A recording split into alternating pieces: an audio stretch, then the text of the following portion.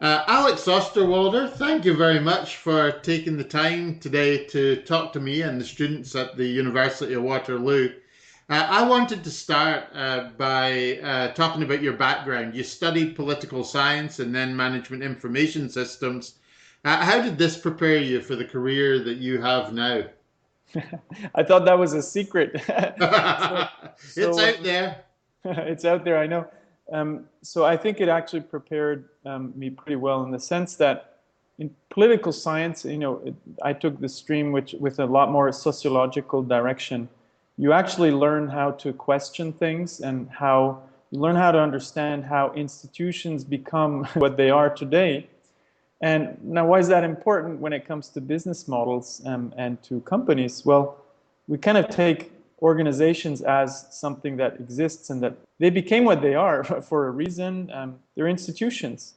And this whole political science, study actually helped me to ask the right questions and to question some of the fundamental assumptions behind organizations, organizational structures, institutions, the way people work.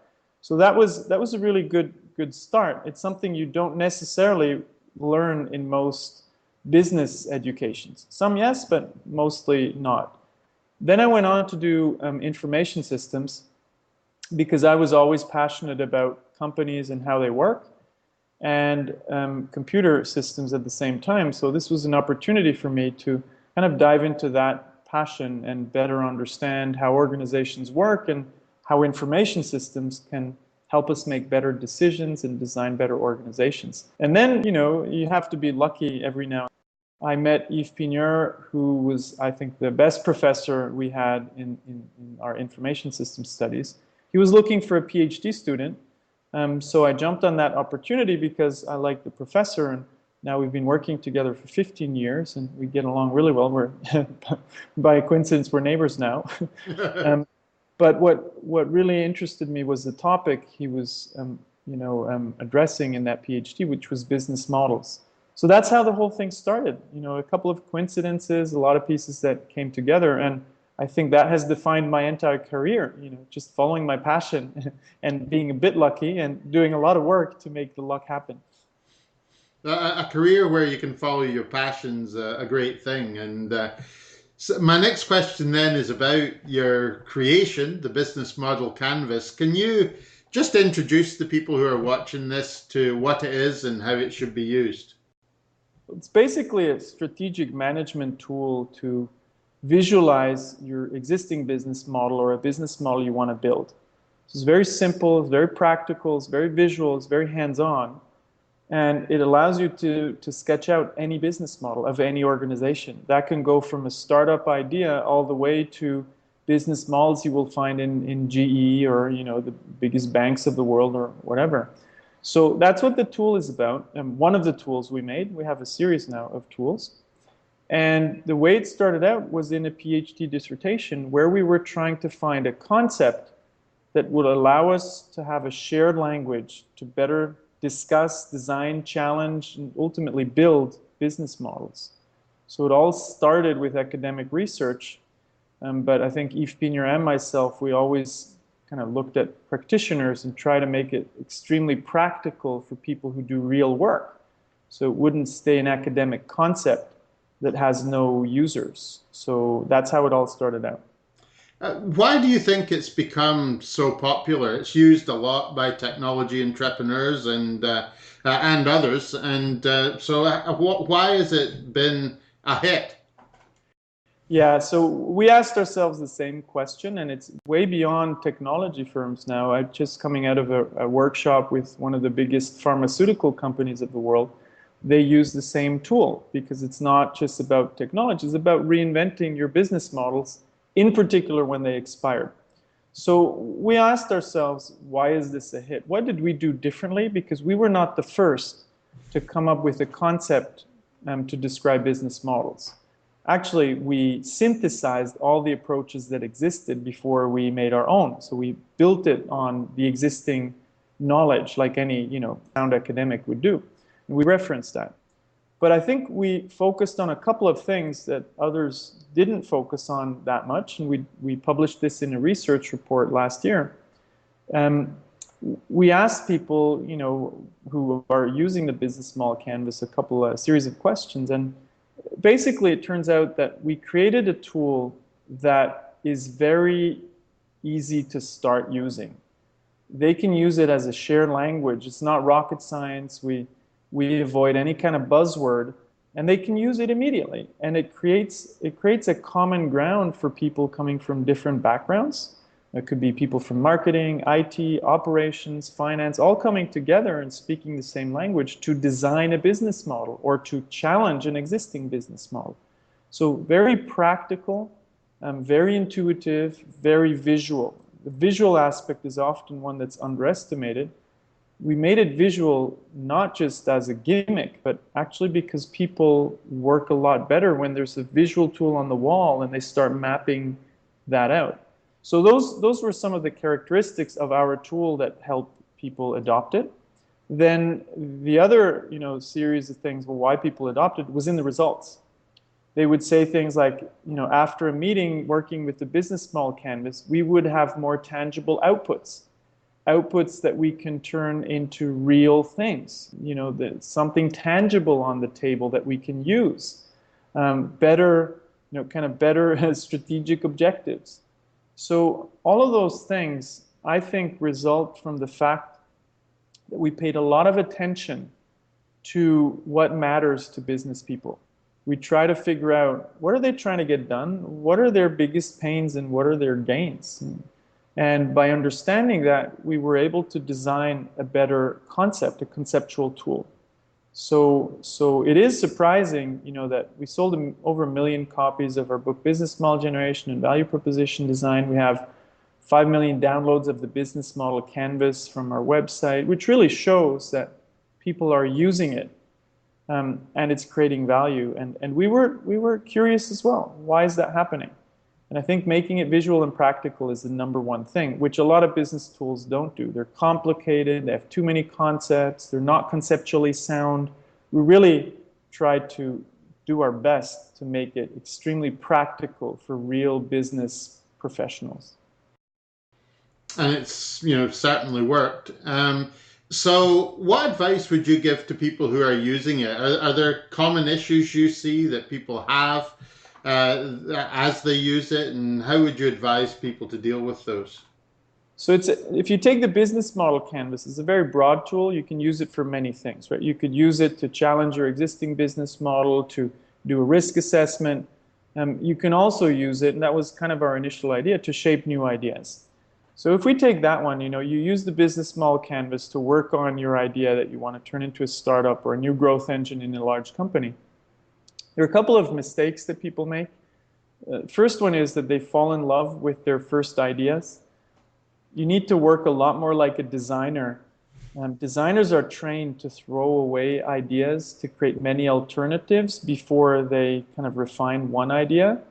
So rather than falling in love quickly with an idea and then refining it into a business plan or a working prototype, play around a bit first. Work more like a product designer, industrial designer, and look at what could be different alternatives. Design 3 or 4 very different business models, radically different ones. One where you give it away for free, one where you sell, at a price point of $1 million. And by pushing yourself in different directions, you'll learn a lot. That's the first one. The second big mistake is that people think that they're smarter than the collective intelligence of their potential customers. Meaning that they think, if I think hard enough about my idea and I find the perfect idea and I refine it, then I'm going to succeed. Well, the reality is no idea survives first contact with customers. To quote one of my friends, the inventor of the lean startup movement, Steve Blank. And we could also quote Mike Tyson at this point, saying, he said, everybody has a plan until they get punched in the face. So what I mean with that is shape your idea, test it immediately with potential customers, and you'll get punched in the face, because however much you thought about customers, you will never know them well enough. If you're doing something truly innovative, you're going to learn by confronting your idea with customers, potential customers. So you need to do that quickly. So rather than refining your idea, confront that idea with real potential customers, with partners, with channel partners, production partners. And you will learn a lot, and you'll probably have to throw away your idea and move and change it, pivot it, to use the Silicon Valley term, until you got enough feedback from the market that you might really succeed. So basically, it's very simple. When you start out, you need to accept that uncertainty is at its highest, that you're completely ignorant of what's going to work. You just don't know. Even if you think you have the perfect idea, who are you to know? You need to be humble and say you have no effing clue. And then you immediately, very cheaply and quickly test your idea. At the beginning, cheaply, so you can learn from cheap experiments. The more you learn, the more you can invest in more expensive experiments. You can maybe build your first technical prototypes once you've learned from customers. But don't do that first. You need to first learn cheaply. And then, once you really figured it out, that's when you invest in scaling your idea. That's when you start raising money. First look for angel investors and then for your Series A funding. But only do that when you have proof that your idea is going to work. Ideas are overrated. Ideas are easy. What's really hard is shaping your idea into value propositions that customers care about and business models that are scalable. That's what's difficult. So that's what you need to validate. And you'll see that your idea will radically change over time with that testing. You can keep the same vision, but the steps to turn that vision into reality, that's what you need to test and experiment with. So you're describing the integration to some degree of the business model canvas with the lean startup approach. And I spoke to Steve Blank in a similar interview recently. Do you want to maybe say a bit more about how these two go together, the lean startup model and the business model canvas? I think they clearly go hand in hand. And if you look at Steve Blank's latest book, the Startup Owner's Manual, and our latest book, Value Proposition Design, you'll see that we're completely aligned and that we integrate each other's tools. So I think Steve Blank, as well as us, we believe in using the best tools and processes out there rather than reinventing the wheel and putting your own name on it. So we clearly integrate the lean startup approach into our thinking, and the new book really has an entire chapter on testing value propositions, which builds on the lean startup approach.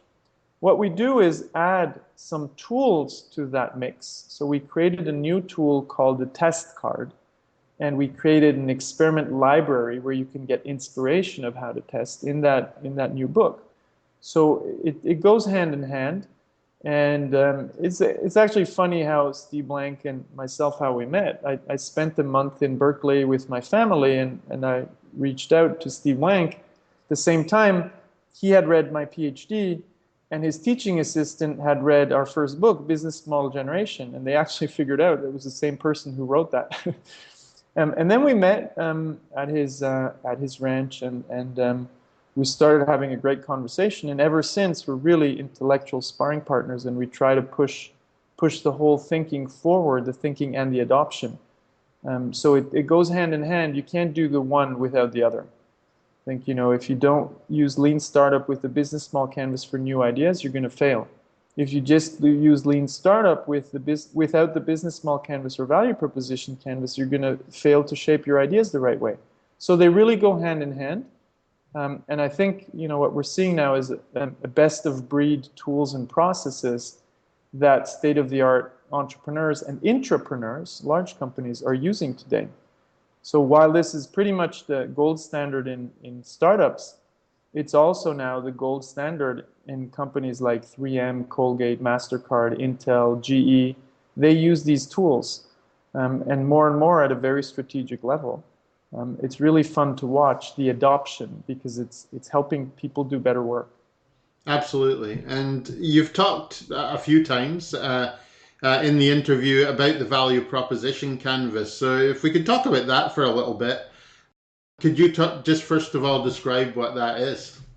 So with the business model canvas, we figured out a way to better describe how you create value for your business, for your company.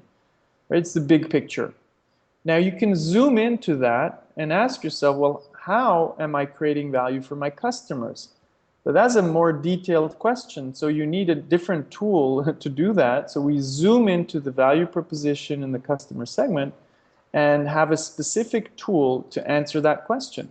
How are we creating value for our customers, and explicitly describe that? And for that, we created the value proposition canvas, which basically describes the benefits that your products and services create for customers.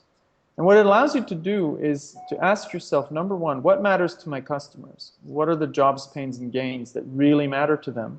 And then answer the second question, okay, well, how are my products and services addressing these jobs, pains, and gains? How are they relieving some of my customers' pains? How are they creating gains? So basically, you start mapping out explicitly how your products and services are creating value, because very few entrepreneurs or even executives can clearly describe how their products and services create value for customers. I'll give you an example for that. A while ago, I was at an incubator in Portugal, and they had this big fair where all the 70 companies were explaining what they're doing. So I went from one entrepreneur to the other, and I asked, how are you creating value for customers? Well, guess what? None of them could really answer the question the way they should have answered it. So they were extremely well equipped to describe what their products do and what their services do, what their company does. But none of them could explicitly describe how are they creating value for customers. What they should have answered is, my customers have these jobs, pains, and gains, and this is how our products and services relieve some of those pains and create some gains for them. Just to make it explicit. It's not that they're completely ignorant, they just don't map it back to what matters to customers. They get caught up in technology, in features, and in what they do, rather than asking, why does it matter? And that's a language that we need to foster, and that's why we created a tool for that. So your company, Strategyzer, works with a lot of companies. Do you want to just describe the functions that it has or the services it offers? Yeah, so after writing a successful book together with Yves Pigneur, Business Model Generation, I basically had to ask myself, what am I going to do next? Well, what am I excited about? And the traditional way when you have a book that succeeds is to build a consulting company or a training company. I've done that, was not particularly interested in doing it again. So I said, hey, let's build a software company. A company that accompanies this process of business model innovation. And the way we like to frame it is, what we're trying to do at Strategyzer is we're building the SAP of strategy. SAP is the biggest German software company, one of the biggest software companies in the world, that helps companies organize their processes, but on an operational level. Our ambition with Strategyzer is to create the software that manages strategy and innovation. And I think this is increasingly becoming a synonym. Strategy and innovation is increasingly the same thing. Because the business models of most companies in most industries are expiring. Pharmaceuticals, content companies, banks, financial companies. Their business models are from the last century, or at the very least from the last decade. They're being disrupted, or they're becoming irrelevant for other reasons. So they have to innovate. There's no more right moment to innovate. It's now and always. And today, you need the tools and processes to do that and to manage that, but you also need the software support. So that's where, I think we can build the SAP of strategy. So we started out, we're a small team with a main product team based in Toronto, where we have a software that allows you to design and test business models and value propositions. And from there, we're working towards a software that will manage the entire innovation and strategy process. One step at a time, the Swiss way, because our headquarters is in Switzerland. Wonderful. What do you think is the most common mistake that a startup makes? So I think a couple. I think the first one that I mentioned previously is startups, believe in the myth of the idea often. They think if they just get the right idea, and they need to get that perfectly right, then they're going to succeed. The reality is that the idea will change dramatically over time with the feedback you get from customers and partners. What really is the challenge is to turn your idea and vision into working value propositions and business models. So not falling in love too quickly with your initial ideas, that's the biggest challenge. The other challenge is that startups, even ourselves, we don't test our ideas thoroughly enough ever. So rather than thinking about ideas, immediately go out and test them. One aspect of that is, in the lean startup principles, Eric Ries says you need to build, measure, learn. The problem is that companies take build too literally. They always think they need to build a technical prototype. Well, you know what? You might first want to validate, do those jobs, pains, and gains of your customers that you imagine they have really exist? So you want to test that first before you build a physical prototype. And you can do that, by Google AdWords campaigns to verify if those pains exist. There are very many ways of doing that before you build. So in particular, technology startups, they build too quickly. So they take the build, measure, learn literally, and they build technical prototypes too quickly. And sometimes that creates a huge code base that you can't easily throw away. So we need to thoroughly test. And at the very beginning, we need to test our customers before we test our value proposition or physical product or service. You've met a lot of entrepreneurs. What type of person is more likely to be successful at it? So people who are very comfortable with uncertainty, ambiguity, you need to have that to succeed. You can't be an entrepreneur if you need complete data sets, if you need complete information, because you will never get that. What you learn from customers, you'll always have contradicting data. You will never know with clarity, I need to go to the left or to the right. It will always be ambiguous. So you need to be comfortable with making decisions, rapidly making decisions in that space. It's something I had to learn myself. In a startup, fast decision making matters because every minute, every hour, every day, every week, you spend not making that decision, you're burning money, you're burning capital. So you need to move fastly, very quickly, fast on reversible decisions.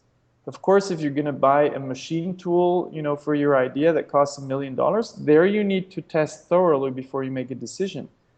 But, choosing one customer segment over another, experiment with both customer segments and then make a decision very quickly. You can always turn around. So I think this ability to have a vision, knowing that you're not going to be right and that you're going to have to make decisions without a complete data set, that is what you need as an entrepreneur. You do need, I think, leadership and capabilities to gather a team around you, to inspire them, to get them through tough times when the entire market is telling you what you're doing sucks. Nobody wants that. You need to get them through it and then generate the proof that you're actually on the right path. And that sometimes you need to stick to your vision, but you need to gather the evidence that proves you right. So you do need leadership capabilities, and then you need execution skills. You need to gather the right people around you who can really turn your idea into a working business. So unfortunately, entrepreneurs need a whole range of skill sets, and they're very different from what a senior executive needs to succeed in an existing business. So somebody who wants to make a career in a bank, in a financial institution, in a pharma company, in a product company, needs different skills than the entrepreneur or intrapreneur who needs to succeed in a very different context. So it's what some people call the Michael Jordan phenomena, meaning that a great basketball player is very unlikely to become a great baseball player. We all know, greatest basketball player in time, Michael Jordan, super athlete, he was better than all of us probably at baseball, but he couldn't become a top star. I think there's something similar when it comes to execution and search of right business models, entrepreneurship. You'll very rarely find people who can do both. it's once in 100 or 1,000 years that you'll find a Steve Jobs who can be a great visionary entrepreneur and later in his career a great executioner. You need both skills, of course. Hard to find in the same person. Okay, on a similar note, just to take it to the other side, which is, in a large company, you've worked with them, and you, I think, have said that entrepreneurship is important. How do they do it successfully? How do you do this within this huge, Yeah. often slow-moving and bureaucratic organization? You're very diplomatic when you say often. I'll say So always if you want. so so I think the big challenge for most large companies today, probably 95 to 99%, is to create what some people like Carr call a dual operating system. You need to create an execution culture, which we have in many companies, which is about executing a known business model that has been successful in the past, scaling that, milking it, getting the best out of it and improving that, cutting costs over time to make it more efficient. That needs to exist. We shouldn't get rid of that. But we need to create a second culture, and they both need to live in harmony, in parallel, in harmony, which is the innovation culture, which has a different culture, has different processes, has different requirements according, with skill sets, has different incentive systems, very, very different organizational structure from the execution engine. And you need both. It's not either or, it's both. You put the innovators in the execution engine, probably they're going to mess it up. You put the execution people into an innovation culture, they're going to mess it up. You need to have a partnership between those who are building the future and those who are managing the present. That's why I think that this idea of a dual operating system is the right terminology. Academics sometimes call it the ambidextrous organization. I think building that is the challenge for most corporations in the coming years. I'm actively participating in some of those construction sites. It's very hard to do because so much has to change. It's not just a new tool that's going to fix it. It's not just a new incentive system. It's not just a new culture. It's all of that together. That's what makes this challenge so daunting. And that's why we will continue to see Nokias and Kodaks in the future. And we will only slowly see more Apples and Amazons in the future, because it's very hard to build that kind of organizational culture. Slowly happening because the big companies are challenged. Their business models are expiring. I like to say business models expire like a yogurt in the fridge. It's happening now. And if these companies can't fix it, they're going to become disposable companies. You'll see some of the biggest corporations in the world disappear because they can't renew themselves. Sony is a company that's facing that very clearly. They are not saved yet. You have ups and downs, but if they can't create this dual operating system, in 5-10 years, they're gone. Okay. Other companies in the US, in particular, I think financial institutions facing the same thing. Pharma companies facing the same challenge. Many of those will disappear because they can't reinvent their organizational structures to be ready for the 21st century.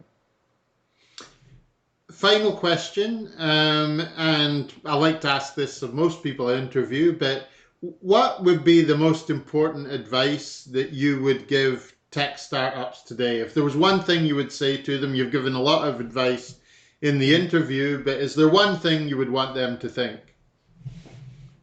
Don't believe the press. Meaning, it's already hard to build a $10 or $50 million business. Don't think you're a failure or a fraud if you can't build the next Airbnb or Uber.